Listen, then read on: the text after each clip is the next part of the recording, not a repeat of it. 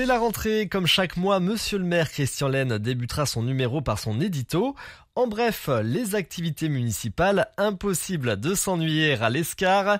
Enfin, le dossier avec Marion Sauvagnier qui nous parlera du guichet unique à la Maison de la Cité.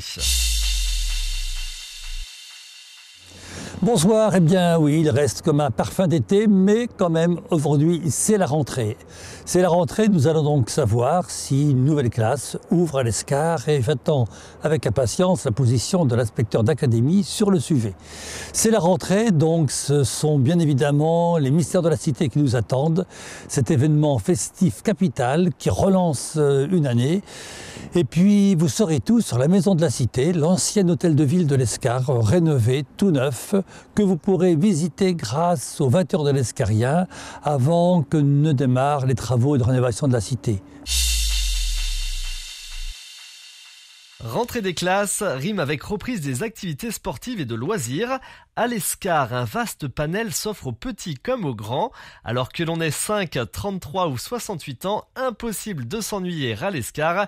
Il y a forcément une activité qui convient à chacun. En plus des 111 associations répertoriées auprès desquelles vous pouvez pratiquer le théâtre, l'escalade, le feng shui ou encore le scrapbooking, tout un éventail d'activités se trouve auprès des services municipaux.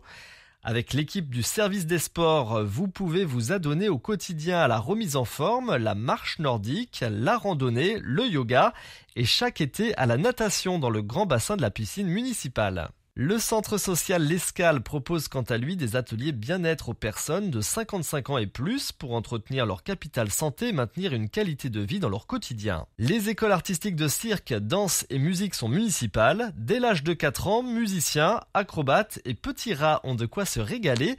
Les loisirs créatifs sont le lot du centre social L'Escale. Couture, dessin, cuisine, jeux de société ou encore peinture sont au programme de l'année. Pour les jardiniers en herbe ou les débutants, le rendez-vous se trouve à l'Escale au Jardin.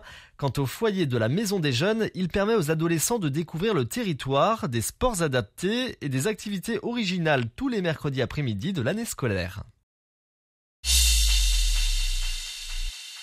Alors Marion, ce mois de septembre, quoi de neuf côté solidarité ? Eh bien Sophie, quoi de neuf ? Une nouvelle organisation qui va se déployer dans un bâtiment non pas neuf mais tout rénové. Donc dans la Maison de la Cité. Dans la Maison de la Cité, alors un guichet unique à destination de qui va regrouper quel service et puis quel est l'objectif recherché derrière ? Alors dans la Maison de la Cité vont se regrouper le SIAD, le CCAS et la MAIA, donc le service de soins infirmiers à domicile, le centre communal d'action sociale et la MAIA qui est un dispositif qui vise à venir en aide aux personnes qui sont dans des situations difficiles, donc dites complexes, pour des personnes atteintes de démence de type Alzheimer ou autre, ou en grande perte d'autonomie. Alors, ces 3 services vont donc se regrouper géographiquement sur cette Maison de la Cité. Ce sont des services qui travaillaient déjà ensemble, mais de manière un peu éloignée dans la mesure où ils n'étaient pas géographiquement proches. Et donc, ils vont être regroupés sur les 3 étages de la Maison de la Cité afin de permettre une meilleure coordination de leurs actions respectives sur des situations souvent qu'ils ont en commun et pour lesquelles ils interviennent les uns et les autres. Donc, cette Maison de la Cité va s'adresser à toutes les personnes, tous les escariens qui vont avoir besoin d'un service ou à la personne ou un besoin lié à une perte d'autonomie ou lié à des accidents de la vie parfois. Alors, qu'espérez-vous de ce nouveau service ? Si on peut dire que c'est un nouveau service, même si c'est un regroupement, qu'est-ce que vous en attendez ?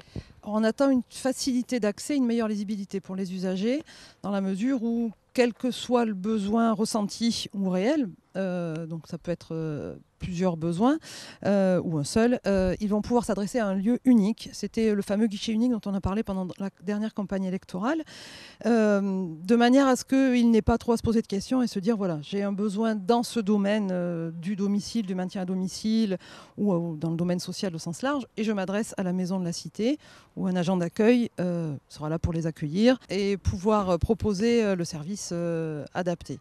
Donc pour nous, c'est une meilleure lisibilité, un service, il nous semble, plus facile d'accès pour les usagers. Et puis pour les services, c'est aussi l'occasion de se rencontrer plus souvent et de travailler de manière plus coordonnée sur des situations d'usagers l'escariens ou autres usagers.